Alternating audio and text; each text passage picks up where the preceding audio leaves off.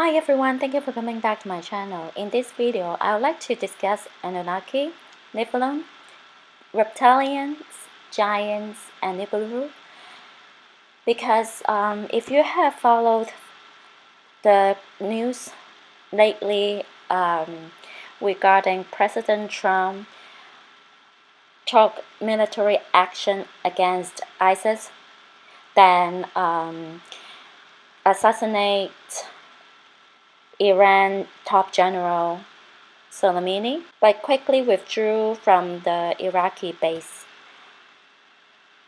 In his recent address to the nation, he simply just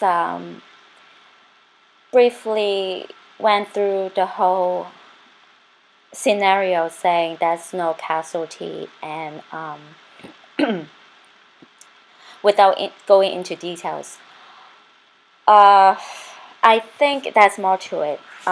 If you have watched Dave Hodges' video, let's see, the title's called Putin's Annunaki Warning to Trump. Actually, it's come to a full circle that we are at war with the demons, with the evils, with the fallen angels, with the DS. They are Satan minions.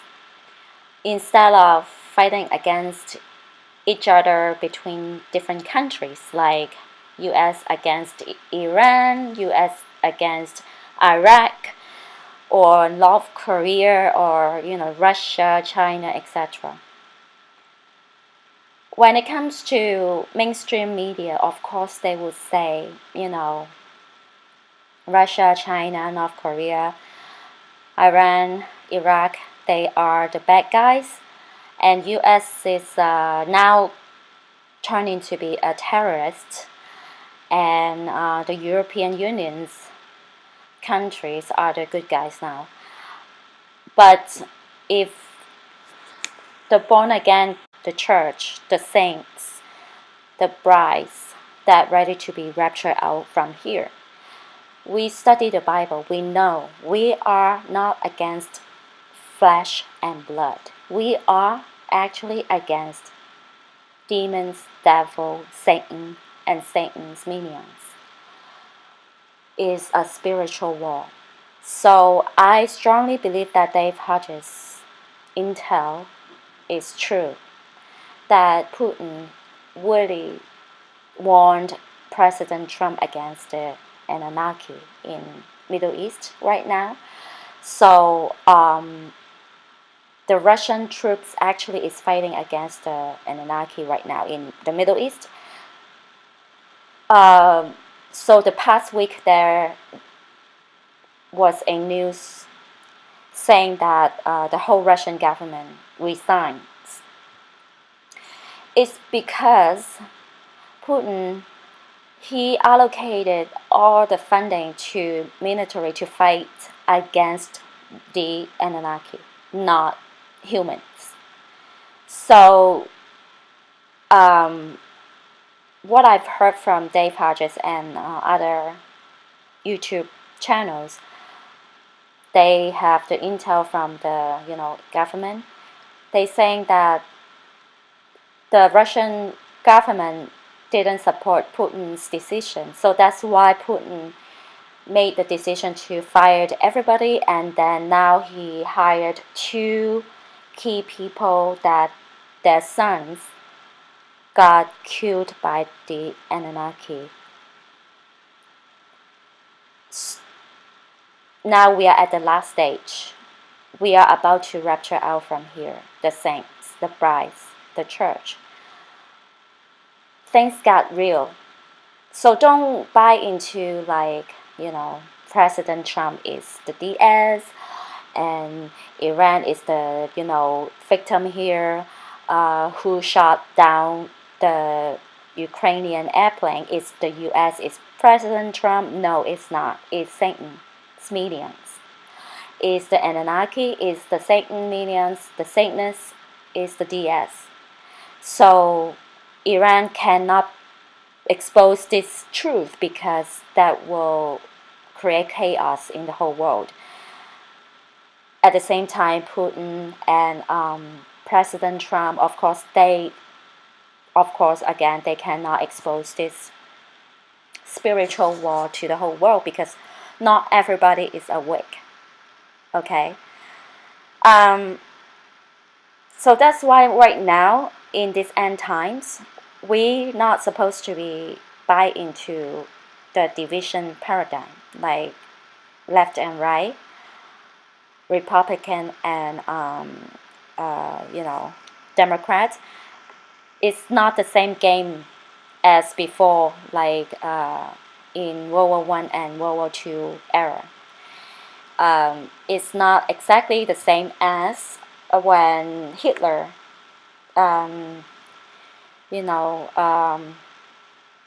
during his period of time, that division and all the stuff, But we are in the end times. The division is coming from from Satan and the Satanists, the minions, with the Satan's slaves, which is the Satanists, the DS, So, okay, let's get started. If you have an interest in the more esoteric aspects of Judeo-Christian law, then you may have some passing familiarity with the Nephilim, but you probably will have more questions than answers.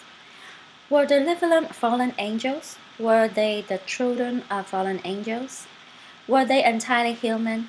Almost any discussion about the Nephilim is going to be rife with controversy and confusion, and for good reason. What does the word Nephilim mean? According to the Brown Driver Briggs lexicon, the word Nephilim translates to giants. The idea of Nephilim as giants seems to be just about the only thing most scholars agreed on. Unfortunately, the etymology of the word is complicated and quite laborious. Nobody is totally sure of the root of the word, but it may be derived from the Hebrew verbal roots Nephil. What does that indicate about the Nephilim? No one is sure. Anglican cleric Robert Baker Girdlestone asserted it should be interpreted as those that cause others to fall down. This could be a literal giant reference or a figurative demonic reference. Professor Ronald Handel thinks it means ones who have fallen. Who are the Anunnaki? They represent the deities of the ancient Mesopotamians. They were the gods worshipped by the Sumerians, Babylonians, Assyrians, and Akkadians. Many people today believe that the Anunnaki may have actually been reptilian alien visitors who came to Earth. This view was popularized by author Zecharia Sitchin, as well as David Icke. When I talk about the Anunnaki in this article, I am referring primarily to their original role as Sumerian deities. If you are a believer in the reptilian theory, you can extend the connections here to encompass the modern mythology of ancient astronauts, the Great Flood connection. Let's get back to talking about the Nephilim. You may have already started to figure this out. If you have read up on the Anunnaki, you know that the flood story is woven into their mythos in a couple of different respects. The Great Flood plays a prominent role in Sumerian mythology. You may also know about planet Nibiru. Those who believe that the Anunnaki are reptilians from space believe that Nibiru is the homeworld of the Sumerian gods. Nibiru is in theory part of our solar system, but it has a very long orbit and rarely comes close to Earth. The last time it did, the gravitational effects of its presence caused the Great Flood. In Judeo-Christian law, the story about the Nephilim takes place right before the Great Flood. The Book of Jubilees actually states in 7:21-25 that God flooded the earth specifically to get rid of the Nephilim. For only to these three things came the flood upon the earth, namely, owing to the fornication wherein the watchers against the law of their ordinances went a whoring after the daughters of men, and took themselves wives of all which they chose, and they made the beginning of uncleanness. It is clear that the Nibiru story and the biblical story are both referring to the same cataclysmic event. The stories may differ as the cause of the flood, but both narratives connect to the mysterious race of powerful beings which used humanity for its own ends. It seems likely that they are referring to the same race of overlords, the Annunaki in the Bible. The most widely read book in all of history, the Bible has pushed the faith of billions of people and has shaped the very world that we live in. But what if there was something that was not drastically clear in the way that people decipher the Bible? What we are going to discuss is the Annunaki in the Bible. These are very important parts of scripture that often go overlooked by readers, but shed some light on a different side of the Bible and the very faith that billions of people believe in. Before we jump into the scripture itself, let's try to clarify what we know about who they Annunaki were. Who are the Annunaki? Annunaki is a phrase that has been made famous by Zecharia Sitchin, found within many of his famous books. Sitchin explores ancient mythology, megalithic structures around the world, and various books to demonstrate that an extraterrestrial race visited the planet. The Anunnaki were actual deities, and their names come from the old god of the sky, Anu. But when you look deeper into the Sumerian tablets, you start to notice that there is a stark comparative relationship between the Bible and what these ancient cultures believed in. When you begin to look deep into the Bible, you will see that there are some similarities that often go overlooked by even the most religious people. Such occurrences include giants in the Bible. Sumerian tablets. The Sumerian tablets were written by the Sumerians. This was a society that invented writing and had advanced knowledge of mathematics, science, and astronomy. According to these tablets, the Anunnaki and Anish were angels. These were people that were technologically advanced and actually lived on Earth around 8200 BC in the Middle East. Ninu and Anu were at the center of the stories. Ninu was the goddess that ruled over the land, and Anu was her husband, the god of war. Nanota was the son of Anu and Ninu. These gods are very similar to the gods that you would know from ancient Greece and Rome, and this is the first time that we hear about the Garden of Eden. This is the same Eden that we know from the Bible. Within the Sumerian tablets, Ninu asks the Council of Seven to create what is called Eden. This is a heavenly garden. The Anunnaki were also tied to the Watchers, which are found in the Book of Enoch. Not surprisingly, the Watchers were in charge of watching over Eden. The Book of Enoch.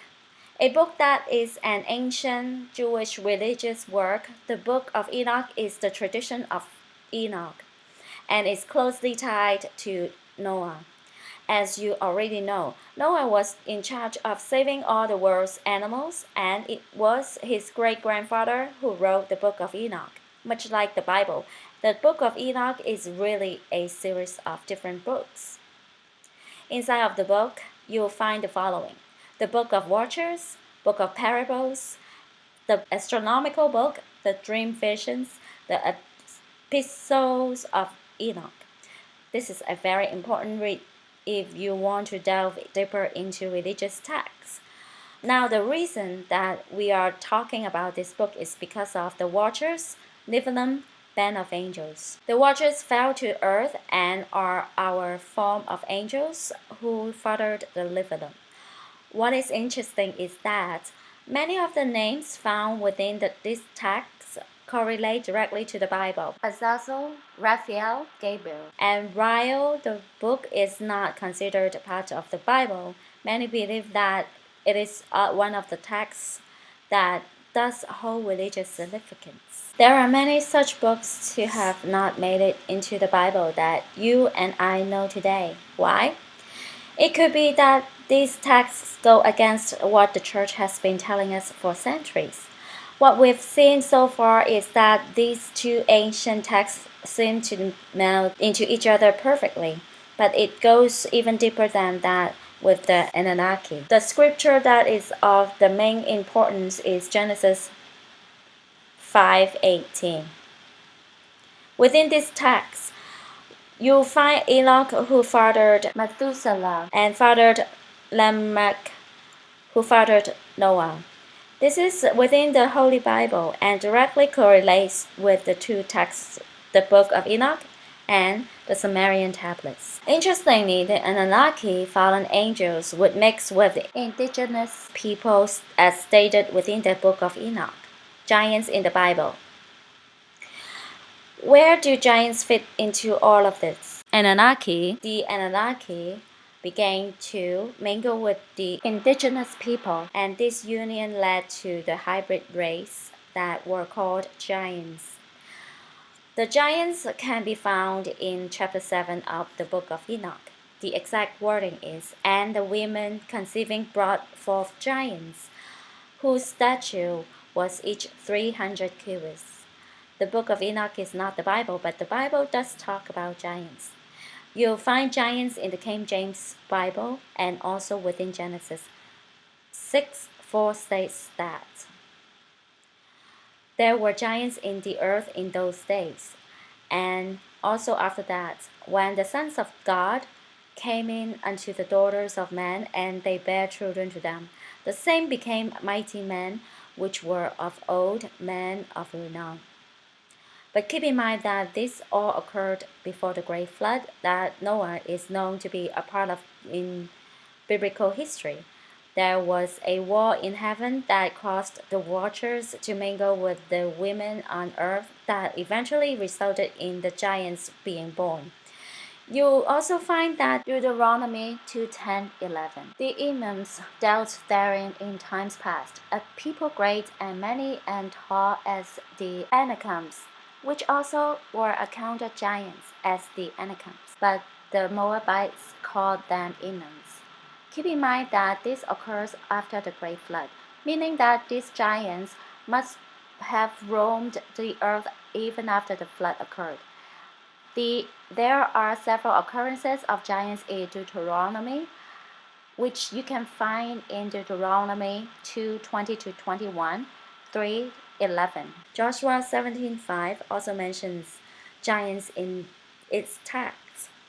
And Joshua answered them, "If thou be a great people, then get thee up to the wood country, and cut down for thyself there in the land of the Perizzites and of the giants, if Mount Ephraim be too narrow for thee." What is very important to understand is that the Anunnaki are not the creators of the world or the human race. Instead, these are fallen angels that were created by God. You also find mention of Enki, which is a Sumerian god who is considered the law of the earth.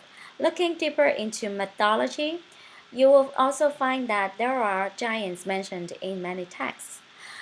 This doesn't just occur in one part of the world. Mentions of giants have been found all throughout the world, including Rome, India, and Egypt. Virtually every corner of the world has some mention of giants or similar race that commingled with humans. This is part 1, and I will post part 2 hopefully tomorrow or Monday. I hope you guys like this information, and right now we need to tune in to the spiritual paradigm, looking at the situation through the spiritual lens instead of our natural lens, our human lens. And don't judge basically on human, President Trump, and then Iran, Russia, Putin, North Korea, and whoever. From now on, all the FF is basically triggered, orchestrated by Satanists. If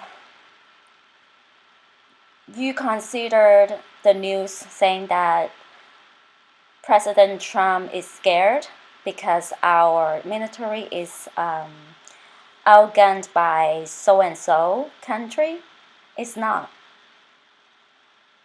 Nobody wants to start the Third World War now. I think they're scared.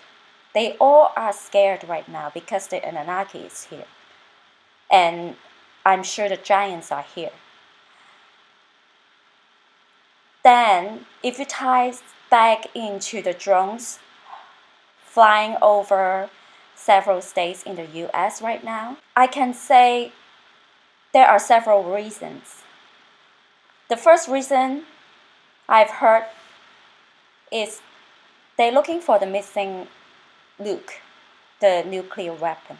The second reason I've heard is they try to map out the gun owners, and eventually when they start the confiscation, they easily locate the gun owners. But the very reason now, I've done the research, I've been doing research the past few days, and all of a sudden I connect the dots finally. The underground species. I think whoever ordered these drones to fly around over and over again for like, I don't remember how many days or months. I think they try to map out the underground caves to locate our enemies, our spiritual enemies, our real enemies. You get what I'm saying, right? Okay, so I'll talk to you guys in the next part 2, the video part 2. Have a great night and talk to you guys soon. Bye.